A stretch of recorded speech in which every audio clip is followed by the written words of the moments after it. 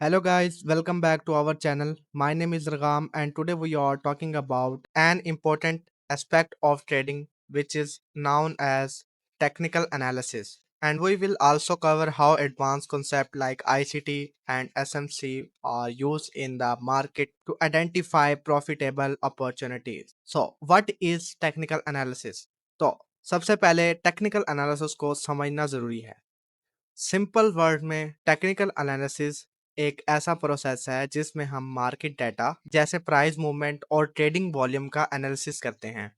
इसका पर्पस ये होता है कि हम फ्यूचर प्राइस की जो मूवमेंट है उसको प्रिडिक्ट कर सकें ताकि हम इंफॉर्म्ड ट्रेडिंग डिसीजन ले सकें और ये बेस करते हैं हमारे जो प्रीवियस मार्केट में डाटा होता है उसके ऊपर। अगर आपको मार्केट में चार्ट के अकॉर्डिंग समझाऊं तो आपको सिंपल वर्ड में इसको समझाने की कोशिश करता हूँ कि लेट्स से कि हमने प्रीवियस मार्केट में देखा कि मार्केट इस पॉइंट से लेके इस पॉइंट पर आती है और एक पुल बैक लेती है। ओके, और वो पुल बैक है आप कह लें कि यहाँ से हम इसको यहाँ से कैलकुलेट 10% का। ओके, तो ये जो एक पुल बैक है ये 10% का है और उसके बाद मार्केट अपने जो ट्रेंड है उसको कंटिन्यू करती है।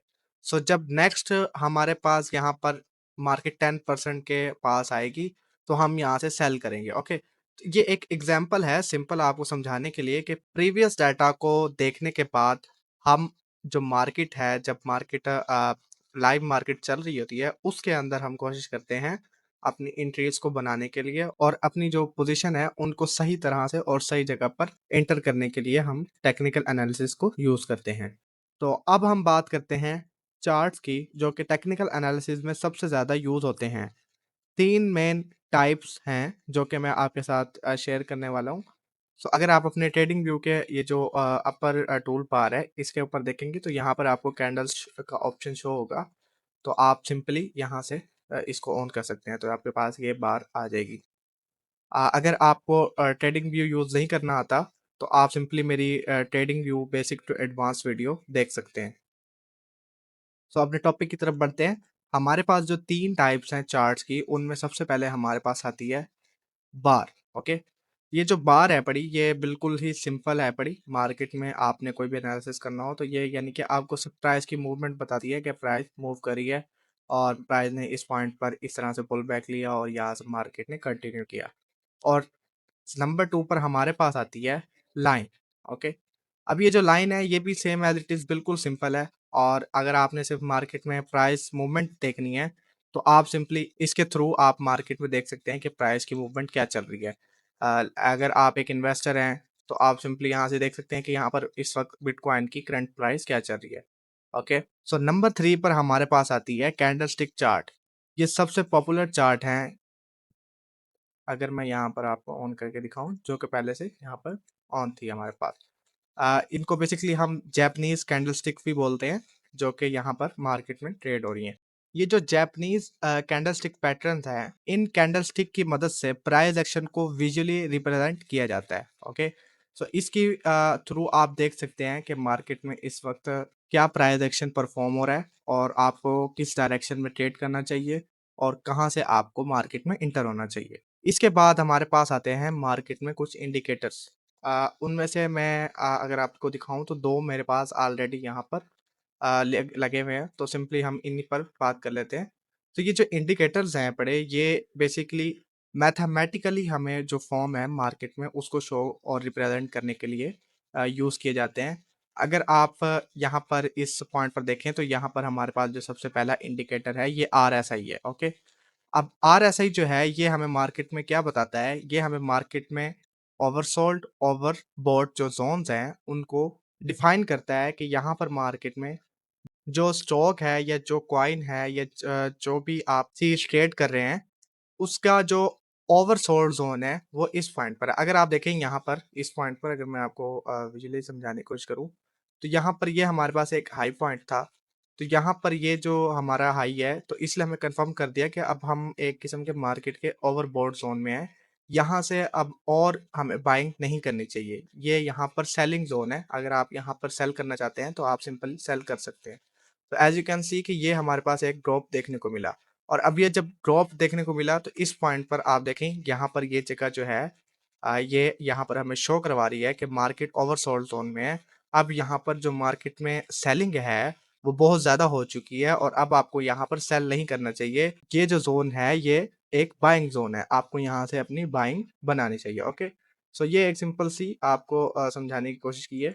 सो इसी के साथ अगर हम वॉल्यूम इंडिकेटर की बात कर लें, तो ये जो वॉल्यूम इंडिकेटर है, ये हमें बताता है कि मार्केट में इस वक़्त कितना वॉल्यूम है, कितनी खरीदो-फरोख्त हो रही है। मतलब कि यहाँ पर कितने लोगों ने बाय किया और कितने लोगों ने सेल किया, उसकी फॉर्म में मार्केट हमें यहाँ पर वॉल्यूम की जो एक बार है, वो शो करवाती है कि यहाँ पर इतना वॉल्यूम मार्केट में आया है, इतनी बाइंग हुई है और इतनी सेलिंग हुई है, ओके? सो इसी के साथ हम अपने नेक्स्ट टॉपिक की तरफ बढ़ते हैं। हमारा जो नेक्स्ट टॉपिक है, वो है ट्रेंड, ओके? सो अगर हम ट्रेंड के बारे में समझें, तो मार्केट में 3 तरह के ट्रेंड होते हैं। सबसे पहला हमारे पास होता है एक बुलिश ट्रेंड, ओके?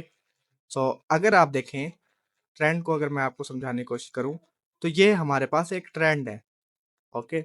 तो ये जो ट्रेंड है, इसके अंदर मार्केट जो है वो बुलिश मूवमेंट शो करती है। मतलब कि कोई भी चीज़ है या कोई स्टॉक है या कोई कॉइन है या कोई भी फॉरेक्स का पेयर है, अगर उसमें मार्केट अपनी जो मूवमेंट है, उसमें मार्केट अपनी जो प्राइस है उसको कंटिन्यूअसली बढ़ा रही है या उसकी जो प्राइस है वो बढ़ रही है, तो ये एक हमारे लिए बुलिश ट्रेंड होगा, ओके?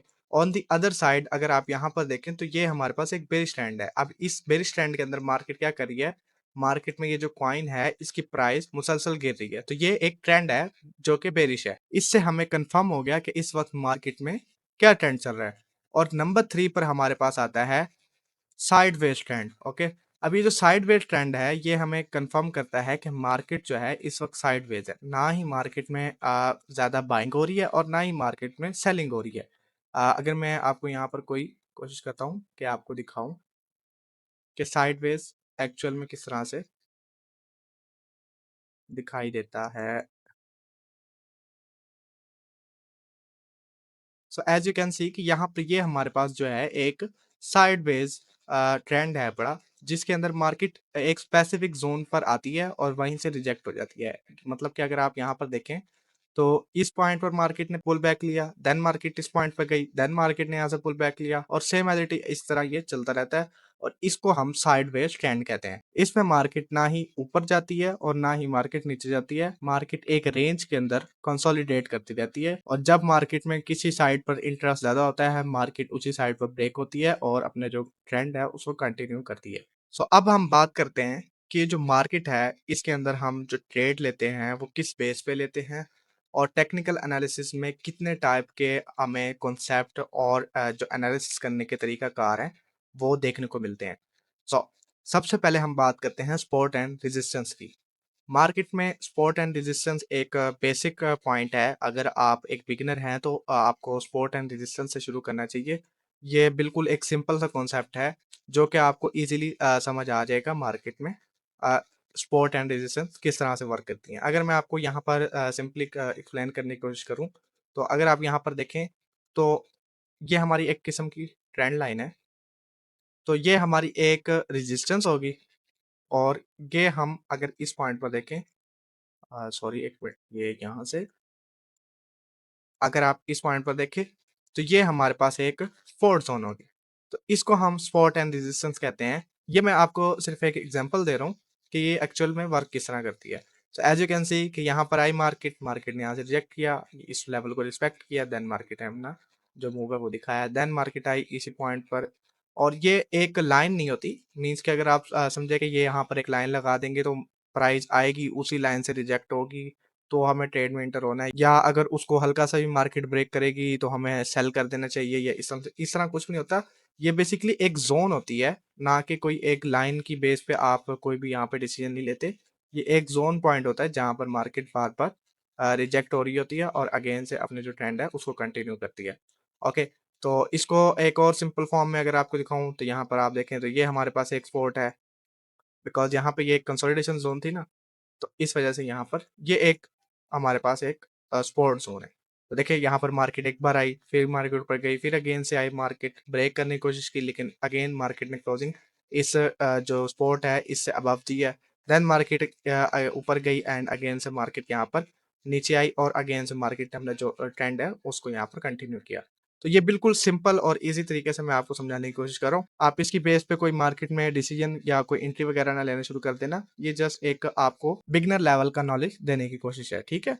इसी के साथ अगर हम बात करें चार्ट पैटर्न्स की, तो मार्केट में बहुत सारे चार्ट पैटर्न इस वक़्त वर्क करते हैं। मैं आपको यहाँ पर एक ड्राइंग की मदद से समझाने की कोशिश करता हूँ। सो ये सबसे पहले हम यहाँ पर एक इस चार्ट पैटर्न को ड्रा कर लेते हैं। ओके। सो इस तरह से कुछ चार्ट पैटर्न हैं पड़े और इसके अलावा मार्केट में आ, सिंपली यहाँ पर एक इसको ड्रा कर लेते हैं। अगर आप चार्ट पैटर्न को समझना चाहते हैं तो आप सिंपली मेरे चैनल में एक वीडियो है 5 चार्ट पैटर्न वाली, उसको आप समझ सकते हैं। देन आपको समझ आएगी कि ये मार्केट में एक्चुअल में किस तरह से वर्क करते हैं।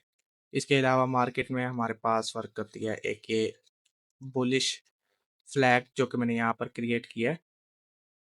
मैं इस तरह ये देखें ना, इसको यहाँ पर कर लें तो ये आपको यहाँ पर ऑप्शन देगी।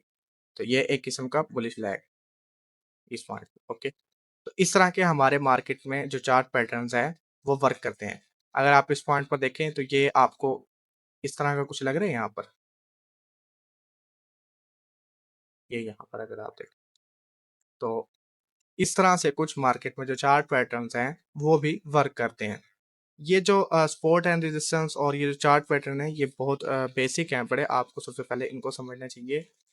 इसके बाद जब आप एडवांस लेवल पर आएंगे तो आपको फिर पता चलेगा कि इन चार्ट पैटर्न को एक्चुअल में किस तरह से यूज़ किया जाता है और इनकी बेस पे हम किस तरह से बड़े सेटअप्स फाइंड कर सकते हैं। ओके। सो नेक्स्ट हमारे पास जो टॉपिक है उसमें आता है ICT, inner circle trader. Okay. Basically ये एक बंदा है जो कि जिसका ये कॉन्सेप्ट है उसने खुद बनाया है, जिसका नाम है माइकल जे हडल्स्टन। तो ये उसका कॉन्सेप्ट है आईसीटी। आईसीटी जो स्ट्रेटजी है उसको समझना एक एडवांस कॉन्सेप्ट है जो मोस्टली एक्सपीरियंस ट्रेडर यूज करते हैं। इसमें मार्केट की जो लिक्विडिटी जोन्स होते हैं और जो ऑर्डर ब्लॉक होते हैं उनको एनालाइज किया जाता है। ये जो कंसेप्ट है ना ये मार्केट के हाई प्रोबेबिलिटी रिवर्सल पॉइंट को आइडेंटिफाई करते हैं ताकि जो ट्रेड हैं अपने एंट्री और एग्जिट पॉइंट पे एक्यूरेटली डिसाइड कर सके।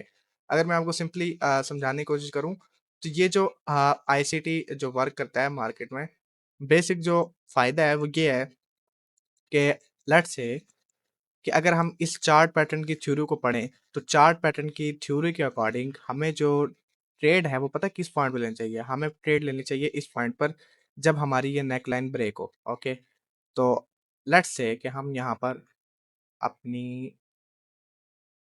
ट्रेड एग्जीक्यूट करते हैं। ओके। अब जो हमारा ट्रेड यहाँ पे एग्जीक्यूट हुई है तो हमारे जो एम पैटर्न का जो ऊपर ये वाला एम है इस पॉइंट पर हमारा स्टॉप लॉस होना चाहिए और हमारे जो प्रीवियस एम की ये लोकेशन है यहाँ पर हमारा टीपी होना चाहिए। सो अगर आप देखें तो यहाँ पर हमारे पास जो ट्रेड है उसमें 21% का हमें लॉस है और 23% का हमें प्रॉफिट है। लेकिन वो भी हमें यहाँ पर कंफर्म नहीं है बिकॉज ये जो पैटर्न्स है ये मार्केट में मैनिपुलेशंस प्ले करते हैं और इन मैनिपुलेशंस के अंदर जो बिगिनर ट्रेडर होते हैं उनको फंसाया जाता है। ओके। सो अब जो आईसीटी है ना या एसएमसी है इनके अंदर ये होता है कि आपका स्टॉप लॉस और आपकी जो एंट्री है वो आपकी इस पॉइंट पर होती है।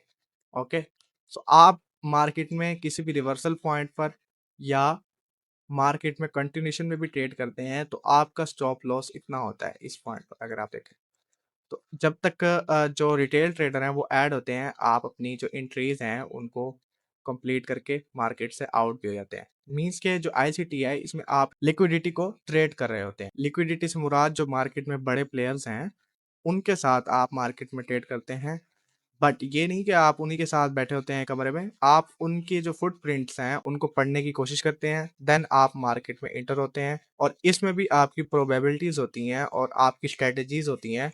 उनकी बेस पर डिपेंड करता है कि आप इसमें कैसे और कितने बड़े सेटअप फाइंड कर सकते हैं। So same as it is अगर हम बात करें एसएमसी की तो एसएमसी भी बेसिकली जो इनर सर्कल ट्रेडर है माइकल जे हडल्स्टन उन्हीं का ये कॉन्सेप्ट है एसएमसी।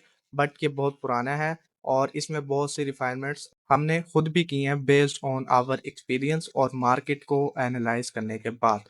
यानी कि मार्केट का जो बिहेवियर है उसको समझने के बाद हमने इसमें कुछ और एडिशंस किए हैं। उसके बाद हम सेम यूज़ वही कर रहे हैं एसएमसी बट उसमें कुछ हम एडिशनल चीज़ें ऐड करते हैं, देन मार्केट में ट्रेड करते हैं।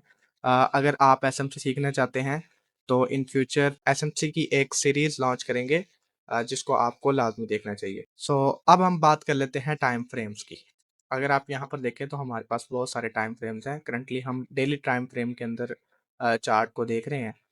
सो अगर आप जो टाइम फ्रेम्स हैं इनको समझना चाहें सिंपल वर्ड में, तो इसके अंदर जो कुछ टाइम फ्रेम्स हैं वो होते हैं इन्वेस्टर्स के लिए, कुछ होते हैं स्विंग ट्रेडर के लिए। स्विंग ट्रेडर से मुराद के उनके जो सेटअप होते हैं वो 1 दिन या 2 दिन के होते हैं, उसके बाद उनकी जो ट्रेड है वो खत्म हो जाती है। इसके बाद आते हैं हमारे पास इंट्राडे ट्रेडर, जो कि सिर्फ 1 दिन के लिए या 4 से 5 या 6 घंटे के लिए ट्रेड करना चाहते हैं मार्केट में, उसके बाद वो मार्केट से एग्जिट हो जाते हैं। और फिर आते हैं हमारे पास स्कैल्पर्स। स्कैल्पर मार्केट में 1 से 2 घंटे के दरमियान ट्रेड करते हैं और अपनी जो एंट्रीज हैं उनको क्लोज कर देते हैं। सो अगर आप समझना चाहते हैं कि आपके लिए कौन सा टाइम फ्रेम बेस्ट है, तो आप सिंपली मेरी टाइम फ्रेम्स के ऊपर एक वीडियो है स्पेसिफिक, आप उसको वॉच कर सकते हैं। उसके अंदर हमने सिंपली जो टाइम फ्रेम्स हैं उन्हीं के बारे में बात की है, एंड हमने उसमें यहाँ पर जो एंट्री है उसको भी फाइंड करने की कोशिश की है कि हम मार्केट में किस तरह से इंटर हो यूजिंग टाइम फ्रेम्स, और अपना जो ट्रेडिंग स्टाइल है उसके अकॉर्डिंग किस तरह से मार्केट में अच्छी एंट्रीज फाइंड कर सकते हैं। सो अगर हम बात करें कि आपको सक्सेसफुल टेक्निकल एनालिस्ट बनना है तो आपको किन किन चीज़ों की ज़रूरत होगी, तो आपको सबसे पहले ज़रूरत है रिस्क मैनेजमेंट समझने की, कि आपको जो फंड हैं उनको किस तरह से उनका रिस्क मैनेज किया जाए, और मार्केट में कोई ट्रेड है तो वो किस तरह से ली जाए। इसकी सिंपल सी अगर आपको एग्जांपल दूं, कि मैंने यहाँ से एक ट्रेड खोली, जैसा कि अभी मैंने आपको वहाँ एम पैटर्न बना के दिखाया था ना इधर। तो अब यहाँ पर मैं आपको एक सिंपल सी एक एग्जांपल दे देता हूँ कि यहाँ पर जो हमारा लॉस है वो है 0.8%। ओके, मैं इसको कम कर लेता हूँ ताकि इजी रहे।